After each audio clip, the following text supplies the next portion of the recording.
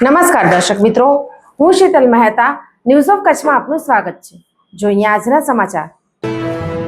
જન્મ મરણની નોંધણીના હાલના કાયદા અને વ્યવસ્થાને પડકારતી અરજી હાઈકોર્ટે ફગાવી।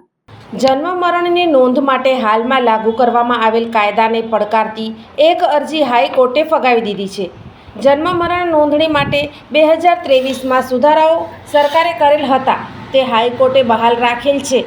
વિલંબિત નોંધણીની સત્તાઓ જિલ્લા મેજિસ્ટ્રેટ હસ્તક રહેશે।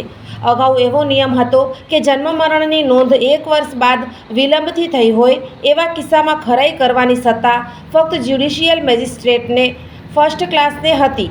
સરકારે આ બાબતે સુધારો કરી જન્મ મરણની 1 વર્ષ બાદ વિલંબથી નોંધણી હવે જિલ્લા અથવા સબ ડિવિઝનલ મેજિસ્ટ્રેટ અથવા જિલ્લા મેજિસ્ટ્રેટ દ્વારા અધિકૃત સત્તા આપેલ હોય તેવા એક્ઝિક્યુટિવ મેજિસ્ટ્રેટ આદેશ કરી નોંધણી કરી શકશે।